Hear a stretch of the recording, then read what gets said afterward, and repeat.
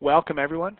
The title of today's notes is Circular Motion Day 1, and this lesson actually represents the next step forward for us after dealing with a few days of angles and their measurements. And we're actually going to do exactly what the title suggests. We're going to work mathematically with a point moving around a circle. So there's some strategies and some formulas that we're going to work with, and then a couple examples, of course, to kind of back that up. So let's start with the review at the top here. It looks like I have a couple blanks with a couple equals in between. And I guess I was thinking something along these lines would do. So just as a review from angle measurements in degrees, 360 degrees. We talked about 360 degrees as 2 pi radians. And remember, as a radian measurement being just a real number, that RAD there is really just a placeholder or just for emphasis. But the 2 pi would be equal to 360 degrees. And remember what that represents in terms of the rotation around. This would be one rotation. In fact, I'm going to call it one revolution today, but same as a rotation. That would be one revolution or one rotation counterclockwise. And so what we had come up with in the previous lesson is the arc length of a circle. And we're going to go ahead and utilize that piece right here. And then we're going to use that formula in just a little bit to derive a couple other ideas. So on your paper, it should say something like arc length of a circle. And this is the key one right here. S, if you remember, is equal to r times theta. The context that we saw it on the previous notes worksheets was that S over r is equal to theta. And so in this case, just by bringing that r on up, we do get S equals r times theta. So the arc length of a circle is equal to the radius of the circle times that central angle. Here is the one caveat to this. Theta must be in radians. Actually, let me just go ahead and cross that out there. Theta has to be in radians. That's the key for this particular formula. It's a great formula. It's very simple to use, but we do have to make sure that theta is in radians to make sure this works. So here's the idea. This is the only reason I have these other two blanks over here. And not to be overly dramatic about it, but we'll probably, after putting it in, we're going to probably exit out as we're not going to utilize that piece. But if you remember from geometry, you probably did look at an arc length formula. If you remember and if you think back about it, arc length very simply is a percentage or a fraction of the full circumference. And so utilizing that premise, you can kind of see that really here is the circumference of the circle. And what we do is we just tie it into the central angle as a fraction of 360 degrees. And you can kind of see that this would be, and let me put this in place and then we'll explore it in a little more detail, but basically this would be the formula for the arc length of a circle if theta is in degrees.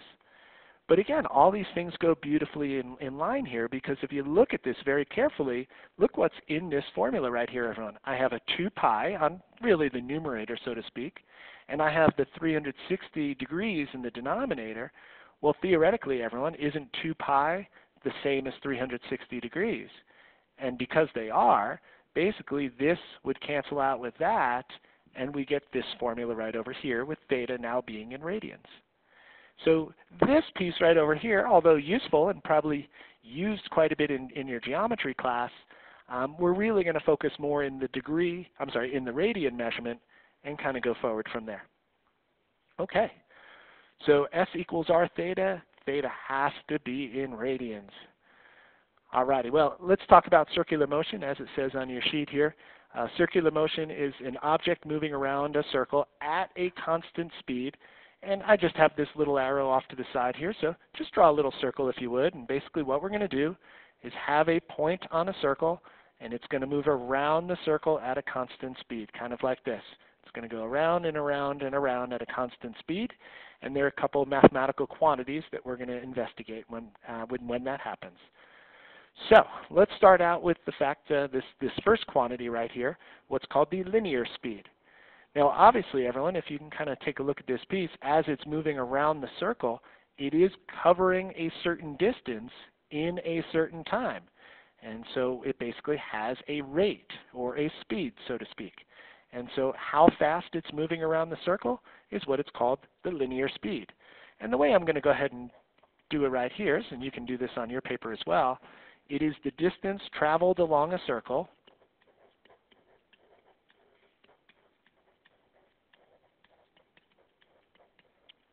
per unit time. And this comes back to the notion, everybody, that very simply a rate or a speed, as long as it is constant, of course, is really distance divided by time. And that's exactly what we're going to see here. There's a little formula that allows us to kind of do some things with this. This is going to be the how we're going to denote it. So everyone, if you would, put a V for me. And I'm just going to label some things here. So V, everybody, is going to be our linear speed. And very simply, it is going to be a fraction of the distance covered over time. And here's the thing. I'd like for you to kind of think about this for a little bit here. I'll take the easy one for sure. Obviously, guys, the bottom is going to be t. That's going to be our time component. And when we talk about distance around the circle, think about that for a moment. How do we represent distance along the circle? What if the point only moved from here to here? Well, what would that distance be? Well, if we're talking about the distance along a circle, it seems to me that we're talking about the arc length. Even if it's more than once around, even if it's going and going and going, whatever the distance traveled, that is the arc length by definition. And so as a matter of fact, it's the arc length over time. And so let's go ahead and put that piece. I'm just going to do this off to the side for a moment. And that's basically the calculation for linear speed. Now we're going to do it in a slightly different manner, but keep that in mind as we go through the process. Now, one of the things, you're going to be reading a lot of word problems with these and try to translate and interpret what's going on. It's really important that you're comfortable with units, and as soon as you recognize certain units, you know exactly that that is the linear speed quantity that we're looking for.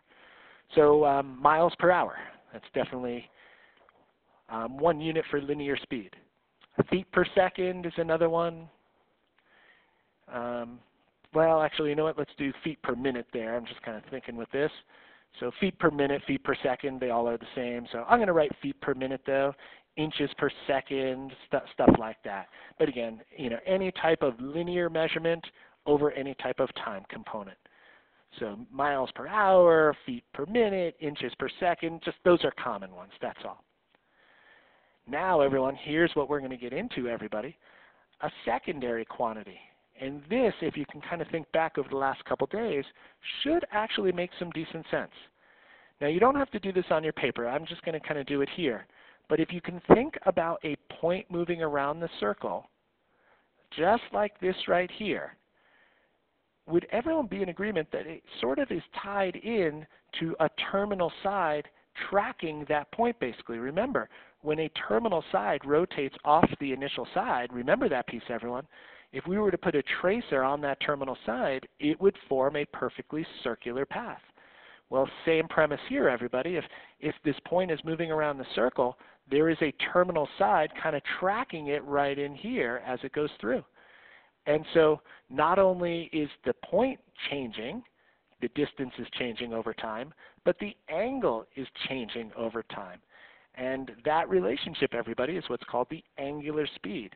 And so here's what I have on my paper, and I'll put it on the board, but it is basically the change in the angle measure per unit time. So not only is the point changing, its distance is changing over time, but the angle that's tracking that point is changing over time. And so we're going to relate this momentarily. Now, everyone, I'm going to give you a Greek letter here. It's kind of a fancy W. It kind of looks like this right there. That's going to be our angular speed. This happens to be, everybody, the lowercase letter omega in the Greek alphabet. Happens to be the last letter in the Greek alphabet, and it's lowercase. So, everyone, this is going to be the angular speed. It's kind of a fancy version of a W. Very simply, guys, you'll probably just hear me use the letter W with this. So this angular speed right here, again, as a fraction, it's the change in the angle measure per unit time. And everybody, if you get an opportunity, well, the theta is that angle measure for sure. So I'm going to go ahead and just write angle right in here. And then over time, everybody. So change in that angle over time. Okay, beautiful. Now, again, you're going to be reading problems, and you're going to have to be able to take a look at numbers and recognize linear speed. You're going to have to be able to recognize angular speed. So radians per minute, radians per hour, radians per second, whatever the case may be, those are going to be the units you're going to be looking at. So everything that when we talk about in terms of angular speed is in radians. So please, as you recognize that piece, those are the potential units for angular speed. Okay. Now, it looks pretty heavy, and it is. It's going to take a little time to develop, so be patient with it. But you'll start to see some good examples come together here in just a few moments. Now, I'm going to go to my next board because as it says on your sheet, and it's underlined right there for you, there happens to be a great, easy, beautiful relationship between those two quantities, the linear speed of a point moving around the circle and the angular speed of the terminal side tracking that point moving around the circle. And so what we're going to do is just develop it together. We're going to use one formula to kind of pull this one off. So I'm going to go to the left side of the paper, everyone, and I'm actually going to start with that nice formula from the top of the page. And we all know that to be the case, everyone. S equals R times theta. Or, again, just based on the way we've seen it before, S divided by R is theta. Now here's what we're going to do. I'm going to actually change this equation just a little bit. Like any equation, though, I'm going to change it where I do the same thing to both sides.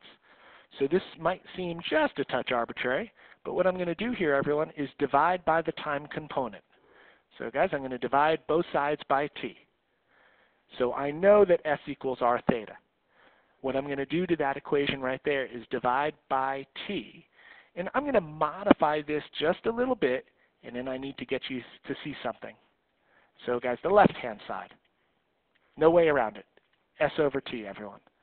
Now the right-hand side, we're going to be a little careful. This t is not a common denominator, but it actually can go under either or if I was to separate these out. And the way I'm going to play this, everybody, is I'm going to keep my radius as is, but I'm going to put that t underneath the theta, and it would look something like that. And then, guys, what I need you to do, of course, is look at your paper and see V and see W, and let's see our relationship.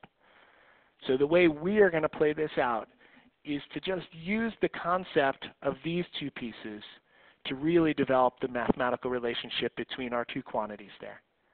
And I'm hoping you see from the top of your page, what is S over T, everybody? It's the linear speed. What is theta over T, everybody? It is the angular speed. And so you end up getting V equals RW. And that, everybody, is going to be the one we're going to use. So notice it's bolded, it's capped, it looks great on your paper there. That's the other big one. V equals RW. So I know that I defined linear speed up above and angular speed up above, but this is the relationship we're going to see. This is what we're going to be working with, and we're going to develop some strategies and ideas around that situation. Okay, so V equals RW, that's what we're going to use. Now, everyone, if you would, just an asterisk right here. We're going to get some practice with these at this point in time. Again, there's a lot of development that goes into the day one piece. You'll notice the day two worksheet for circular motion is really just examples. Nice and short and sweet, kind of solidifying some. So take really good notes with this, and then we'll be able to get some practice with it over the next, well, several minutes here and then into the next one. So everyone, let's see what it says on your paper. Strategies for solving application problems with arc length or circular motion. These are the two types we're going to see, everyone. So as it says on your paper, use the two formulas. These are the two. I can guarantee you for every problem you do in this section, you will use one of those two formulas. And again, I think they're, in terms of formulas, they're really easy to use. If you're given any two parts, you can come up with the third part pretty easily. It's just knowing how to use it and when to use it. So S equals R theta and V equals RW. Okay, so one of those two formulas for sure will be used in every problem that we do with this. Another thing that comes up, everybody, and we've been doing this now for a few days, a lot of changing units in this situation. So use dimensional analysis to do exactly that. Just a couple helpful ones here. Again, just over the years you start to see the same ones come up and students ask questions about it. So a couple helpful ones. This one is the big one. 1 revolution, everybody, as it says at the top of your page, is 2 pi radians. So keep that in mind, please. So as that point moves around the circle once counterclockwise, the angle measure covered is exactly 2 pi radians. 1 revolution, the angle tracking it is 2 pi radians. The other one that students ask me all the time is this one right here. You can do a lot of conversion on these linear distances, and there are 5,280 feet in a single mile. So you're going to be using that one, so I'll throw that in place. And then really it's going to come down to step 3. So the relationships. The way I think about it is basically it's a continuum. If I give you a quantity over here, that would allow you to get the quantity over here, which would then allow you to get the quantity over here. And I can work backwards. If I give you this over here, everyone, you can come back and get this, and then come back and get this. It's just a continuum, one connection to another and to another. And so here's the continuum that I think of when I do these problems. This is a quantity that comes up quite a bit.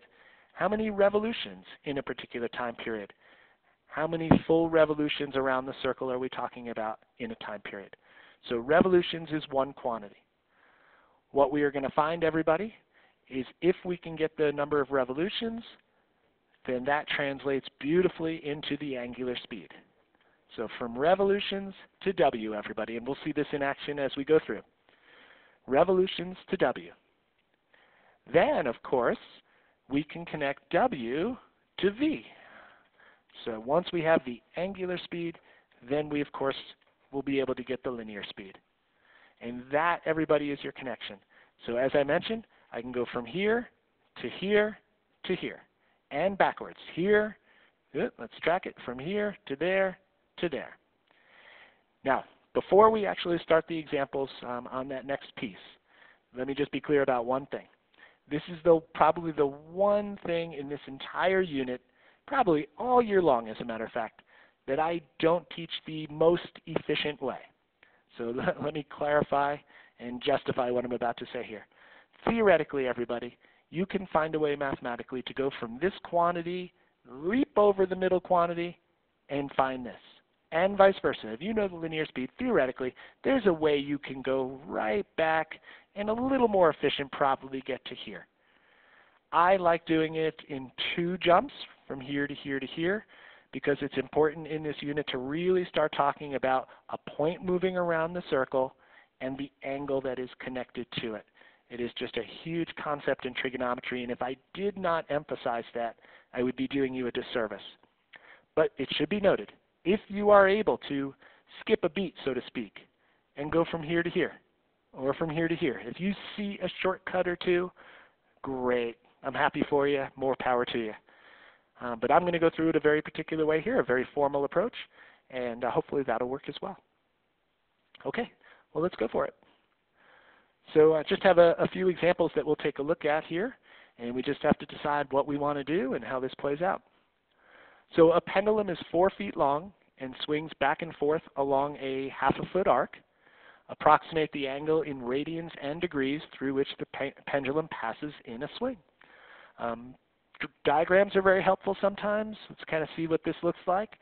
So I've got a pendulum 4 feet long, and it's going to swing back and forth along a ½ foot arc, something like this, back and forth, et cetera there. And let's go ahead and put some stuff in place. So this is 4 feet from there to there. This is the ½ foot arc from here to here. And it says approximate the angle through which the pendulum passes in a swing. So in a swing, everybody, it seems like it's going from this end, there's the pendulum over there, over to this end. Let's see if I can catch it. There we go, right in there. And I want the angle right in between. So as it goes from here to here, back and forth, the angle in between what would be the 2 sides from here to here, I think that's what we're looking for.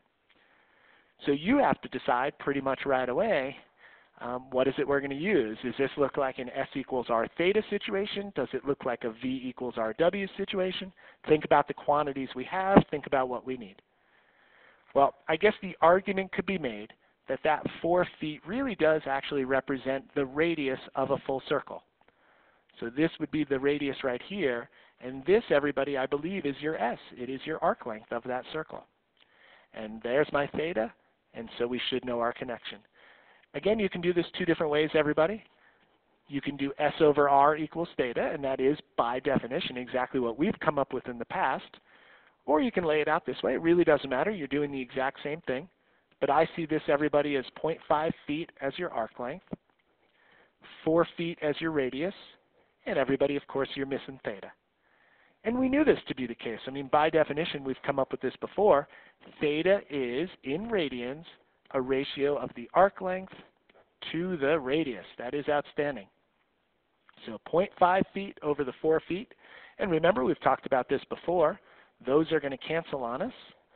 And we end up getting, it looks like 0.5 divided by 4. Seems like 0.125 or an eighth of a radian. However you want to do that, that's perfectly fine. Remember, if you just do 0.25 right there, I know you're talking about a radian measurement of an angle. Perfect. If you want to go ahead and do a little RAD on the back, that's fine. It does not matter. So this, everybody, would be one part to our answer. The angle covered from one part of the swing to the other is exactly 0.125 radians. I'd love to get a degree measurement on that, which is exactly what we'll do, and this represents a great review problem from the previous notes worksheet. So how do we go from radians to degrees? Everybody, is it pi over 180 or is it 180 over pi? And it should be radians to degrees, 180 degrees over the pi radians. Again, a lot of unit changing in trig. We get that piece right there. So everyone, if you don't mind, grab a calculator if you would, and take 0.125 times 180, divide by pi, and we should get our degree measurement for it. And I'm hoping you're getting better at better. It's just, even if you can't sort of see exactly what it would be, but that it would make pretty good sense there. A little over, well, it's an eighth of a radian, as a matter of fact. An eighth of a radian is about 7.16 degrees. Looks good. So remember what we talked about. 1 radian is about just over 57 degrees. So this fits in really, really nicely. Okay, so that was a very prototypical S equals R theta problem. Arc length, radius, theta, all coming together perfectly. But remember, that is theta in radians when you use that formula. And then we just moved it over to degrees. Okay, now this is just a very standard one, just to get us thinking about it. This is definitely going to be an angular speed and a linear speed situation. So here we go. Suppose a machine contains a wheel of radius 1.5 feet, rotating at a rate of 1,600. Everybody, this right here is revolutions per minute. So RPMs, everybody, revolutions per minute. And it says find the angular speed of the wheel, then find the linear speed of a point on the circumference of the wheel. So if you go back for just a moment, here is the quantity that we are given. We are given revolutions in a time period. So remember how it progresses now. You have it written down there. Everybody, we go from revolutions to angular speed and angular speed to linear speed. And this is how that progression unfolds, everybody. So what I'm going to ask you to do is write 1,600 revolutions in a single minute. Perfect. Now there's not a formula per se that we go from revolutions to radians, but if you look on the front side here, and I'm going to change screens for just a moment so I can show it to you, but basically, take a look everyone, the dimensional analysis. Remember what I had you write in there. 1 revolution around the circle is exactly 2 pi radians. So do we have a connection going from revolutions to radians, or vice versa if we needed it? Sure. 1 revolution, everybody, is exactly 2 pi radians. So think about this, everyone. I want to convert from revolutions to radians. Well, I'm going to do exactly that, everyone. 2 pi radians is 1 revolution. Same number, 2 different units. And so in this case, those are going to cancel, and notice the units that unfold. Again, the radians there is really just a placeholder, but this would be 3,200 pi radians per minute. And guys, put an equals W on the back just so you're very clear on the notation for it. Angular speed is W, and there's a great unit for it. If you remember the front side, that's exactly what we said, radians per minute. So 3,200 pi radians per minute is our angular speed. Excellent. Okay, now everyone, if you think about the continuum, we go from revolutions to radians, and we go radians here, or the angular speed, to the linear speed. And how do we do that? Well, we took some time, but it all comes down to that formula right there that we developed. V equals RW, of course. Now here's where the radius comes into play. That linear speed, how fast that point is moving around the circle, is totally dependent on the size of the circle, the radius of the circle. And so what we want to do here is now apply the radius. So I get 1.5 feet. And notice what I've done. In fact, I do it intuitively, but let me be very clear about this. Every problem you do, include a unit with your numbers, please, so you don't miss units, so nothing is incompatible. Everything should go together really nicely. So make sure you put units with every single number that you write. So 1.5 feet is the radius, 3,200 pi, and that's radians per minute, is our W. Now numerically, this is not a big deal. Numerically, I would take 1.5 times 3,200 pi, and if I did that, I believe you'd get 4,800 pi, and we'll approximate that momentarily. If you leave it in terms of pi, that's fine. I will probably ask you to multiply it out when all's said and done. But what's more interesting, actually, would be the units for this. So see this for just a moment. I have feet, and then this is radians per minute. But what is kind of fascinating about this, in terms of what I have on the top, feet and radians, well, everyone, of course, we know that radians is just sitting there as a placeholder and nothing more, because a radian measurement of an angle is really just a real number. So almost this is like ghost-like, basically. It's there, but it's not there. So it's just holding the spot. So really, truly, the numerator is only in feet. It's the denominator, of course, that's the time, and that's the minutes. So that's why, again, you can put this here or not put it there. It's totally your call. I like it as a placeholder, but you can see that it's then feet per minute. Now just FYI, if you were to go ahead and multiply 4,800 pi out there, I get this as an answer. So 4,800 times pi is about this many feet per minute, which again I think has a little more meaning for us rather than leaving it in pi.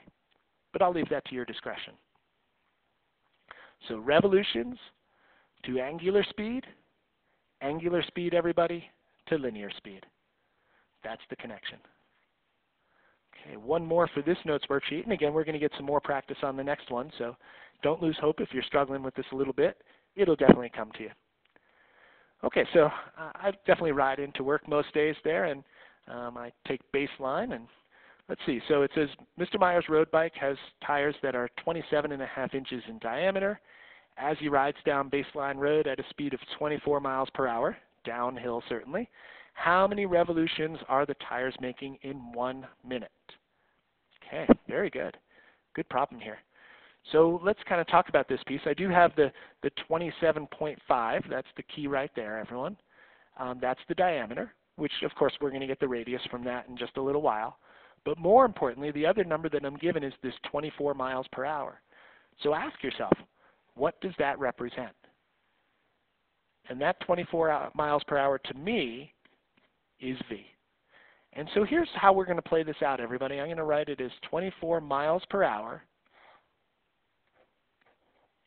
But here's the problem. If you kind of look at this, and if you look at our little continuum from the front side, if I know V, I should be able to go back and get W. I should be able to get that angular speed. And I would do V equals RW, of course. But notice the dilemma, and I've got to have you see this piece. Notice the V, everybody, is in miles per hour, which is interesting because unfortunately the radius will be in inches. So when I do V equals RW, is it feasible for me to talk about 24 miles per hour and then half of the 27.5 inches as the radius? No, the units are incompatible. So what I would encourage you to do, and this is just what I do initially, I deal with the units aspect first. I know that my radius is in inches. I need to get my linear speed in inches too. And so that's what I'm going to do. Also, because I'm at it here, I noticed that the problem is asking how many revolutions is the tire making in 1 minute. Well, right now, everybody, my time frame is in hours. So what I do, again, is I just do it all at once. I change my units. So 24 miles per hour, let's talk about changing that to inches in a minute. Inches, because our radius is going to be in inches. Minutes, because eventually we have to get it down to a single minute. Okay, so this is how it works.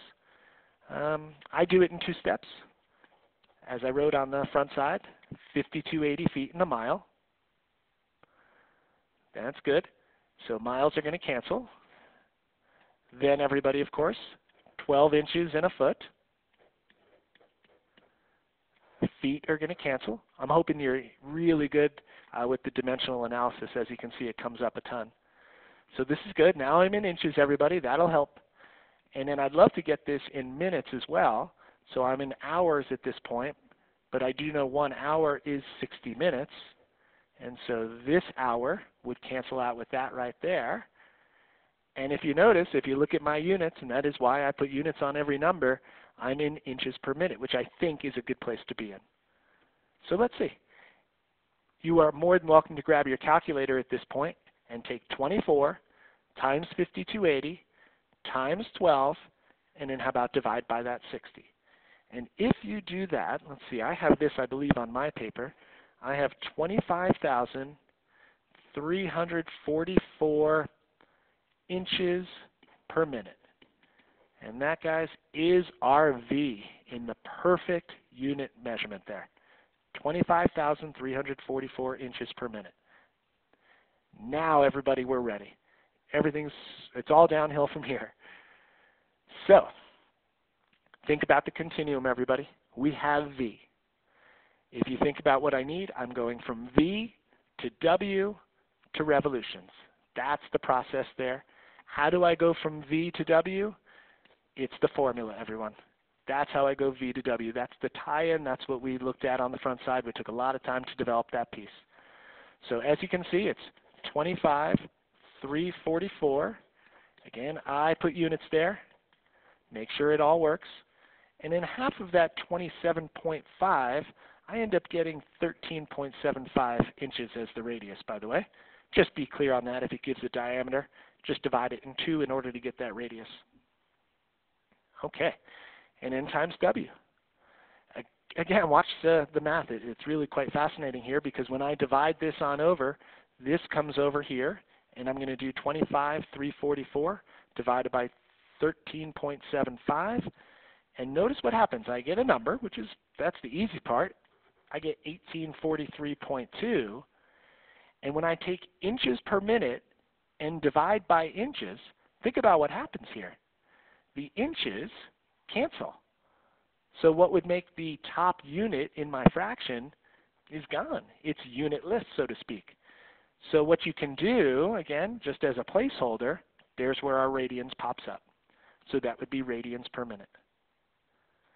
Okay, that's W. V to W, everybody. Now again, there's no formula to go from W to revolutions. We have to work it out ourselves. And so this is how that last piece of the puzzle plays. We know there are this many radians in a single minute, which is good. Because if you look at the question, all I want to know is how many revolutions are there in that single minute. So I just need to transform this from radians to revolutions. And what do we know, of course? Well, dimensional analysis is that 1 revolution is the exact same thing as 2 pi radians. Now, one thing first, radians are going to cancel, and I will get exactly what I wanted there, guys, revolutions per minute. One thing to note, and it would be such a shame to go all this way and still get the wrong answer, but your calculator is going to be a stickler about this. that 2 pi, when you divide by that 2 pi, it must absolutely be in parentheses. So take that 1843.2 and divide by the entire 2 pi in parentheses. If you don't put it in parentheses, it's going to divide by 2, but it's going to think you want to multiply by pi. And we don't. We want to divide by both. So everyone, grab that calculator when you get a moment and take 1843.2 and divide by 2 pi. And so as I'm headed down baseline, it looks like my tires are making this many revolutions every single minute. Awesome. So what's a 293? Let me get that decimal in there. 0.35. Okay. So again, it's a great problem. There's a lot of wonderful math in there. Look it over. Get some practice on this, of course. And as I mentioned, there's a circular motion day 2 where there's no more discovery. There's no more concept to get out there. All we're going to do is just take a look at some more examples and try to solidify some of these skills. But get some practice on it in the meantime and see what you can do. Okay, thanks for listening, of course.